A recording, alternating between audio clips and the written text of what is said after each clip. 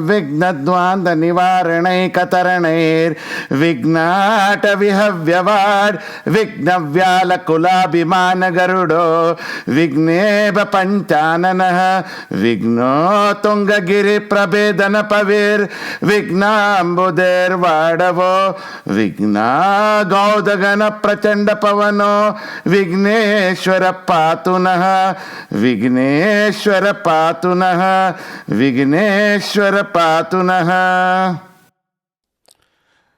यह चंद्र ग्रहण है और चंद्र ग्रहण तब होता है जब सूर्य और चंद्र के बीच में पृथ्वी आती है और चंद्र के ऊपर पृथ्वी की छाया पड़ती है, तभी उसको चंद्र ग्रहण कहते हैं। क्योंकि ग्रहण तभी होता है ना कि हमें ये आभास होता है कि सूर्य पृथ्वी की आजू बाजू घूम रहा है, मगर हकीकत में तो ये है कि सूर्य के आजू बाजू पृथ्वी घूमती है।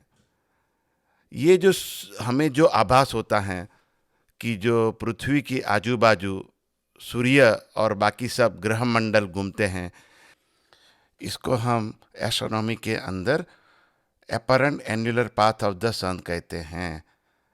और उसको दूसरा भी नाम है इक्लिप्टिक। हिंदी, गुजराती, मराठी, संस्कृत के अंदर हम उसको क्रांतिवृत्त के नाम से जानते हैं। तो यह और फिर चंद्र पृथ्वी के आजू बाजू घूमता है और उसकी भ्रमण कक्षा पृथ्वी के आजू बाजू है। वह दोनों क्रांतिवृत्त पे जहाँ पे चंद्र की भ्रमण कक्षा के साथ में उनका मिलन होता है, उस बिंदु को ही राहु केतु कहते हैं। और जहाँ पे उस दो बिंदु पे सूर्य और चंद्र आते हैं ना, तभी ग्रहण होता है। और यह मई 26 को होने वाला यह चंद्र ग्रहण है। और चंद्र ग्रहण सामान्यतः अगर टोटल ल्यूनर इक्लिप्स हो तो सारे पृथ्वी पे एक जगह एक समय पे दिख सकता है, अगर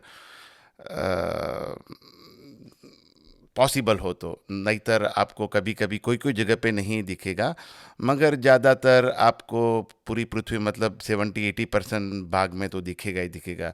जब भी सूर्य ग्रहण आपको पूरी पृथ्वी पे नहीं दिखेगा, क्योंकि सूर्य ग्रहण तब होता है ना कि जब पृथ्वी और सूर्य के बीच में चंद्र आ जाए। और चंद्र सूर्य का उतना भाग कवर नहीं कर सकता जितना पृथ्वी चंद्र को पूरा कवर कर सकती है। तो इसके लिए सूर्य ग्रहण सारे विश्व में एक साथ नहीं दिखा जाता, बिल्कुल थोड़ी सी उसकी जो पट्टी होती है ना, उसमें ही वो हम उसको दिख सकते हैं। तो यह ज़्यादातर विश्व के सभी देशों में दिखेगा, कोई कोई देशों में नहीं दिखेगा। आप उसके लिए नासा की वेबसाइट पे जाके कांटेक्ट कर सकते हो, आप देख सकते हो कि वो विजिबल है कि नहीं। मगर भारत के अंदर भारत के पूर्वीय भागों में दिखेगा और राजस्थान में नहीं दिखेगा, गुजरात में ज़्यादातर भागों में नहीं दिखेगा, और फिर महाराष्ट्र में नीचे चेन्नई और मध्य प्रदेश और फिर दिल्ली में थोड़ा दिखाई देगा, और बहुत कम समय के लिए, और कोलकाता में भी दिखाई देगा, और यूएसए में काफ़ी जगह पे दिखाई देगा यस ग्रहण। यूएसए के अंदर मई 26 के दिन सुबह के समय पे दिखाई देगा। जब भी भारत के अंदर यह अगर आपके जहाँ पे दिखता है तो शाम के समय पे दिखेगा आपको। अभी हम इक्लिप्स के यूनाइटेड स्टेट्स के अंदर टाइमिंग क्या होंगे वो हम आपको बताते हैं। अटलांटा जॉर्जिया के अंदर इक्लिप्स शुरू होगा 4:47 AM और समाप्त होगा 6:35 AM को। बॉस्टन में शुरू होगा 4:47 AM और समाप्ति का समय है 5:17 AM। शिकागो में है 3:47 AM और समाप्त होगा 5:26 AM। डलास में है 3:47 AM और समाप्त होगा 6:28 AM को। डेनवर कोलोराडो में शुरू होगा 2:47 AM और समाप्त होगा 5:44 AM को। ह्यूस्टन टेक्सास में शुरू होगा 3:47 AM को और समाप्त होगा 6:28 AM को।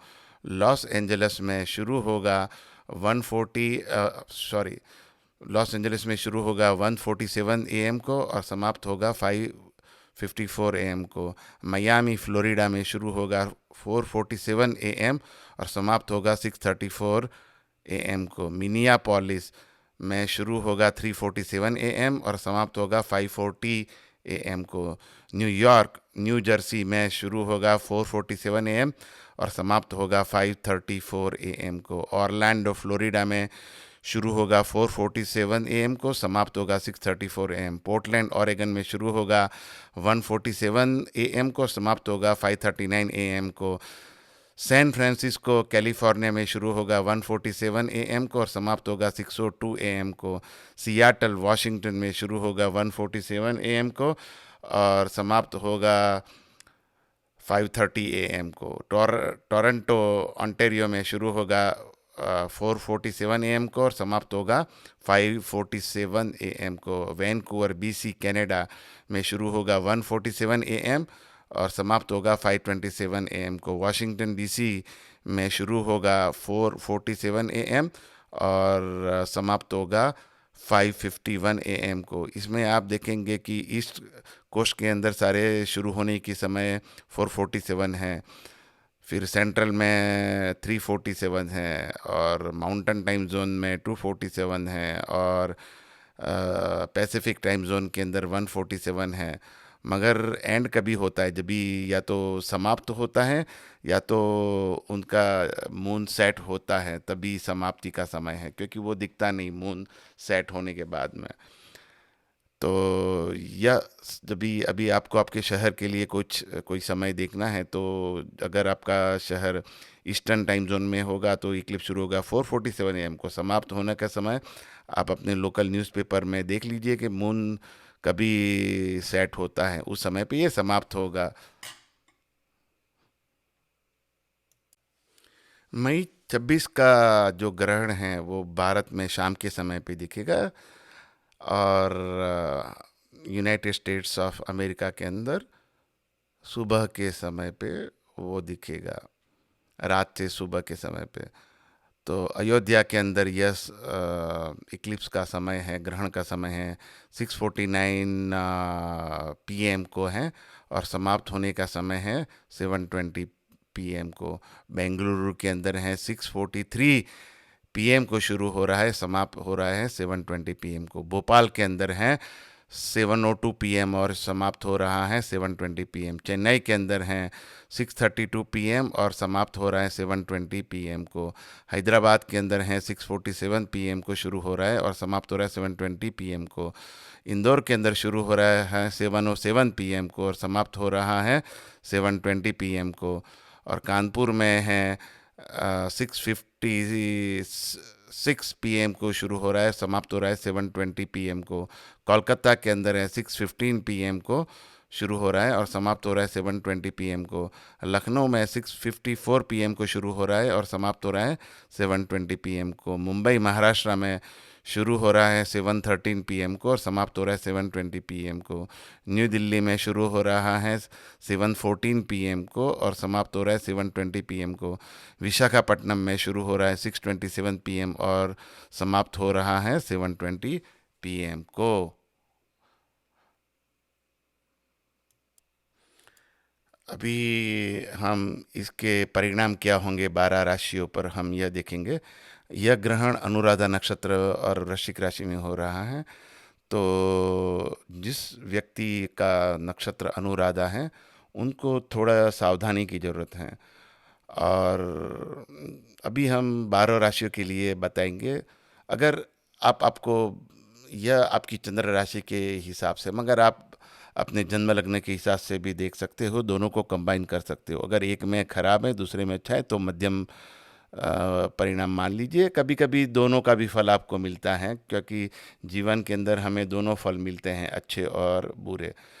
तो इसके लिए अभी अभी जिसकी राशि मिथुन है, कन्या है, मकर है और कुंभ है, उनके लिए ये अच्छा रहेगा। जिसकी राशि वृषभ, कर्क, तुला और मीन है, उनके लिए मध्यम रहेगा। और जिनकी राशि मेष, सिंह, वृश्चिक और धनुष हैं उनके लिए यह समय थोड़ा खराब हो सकता है।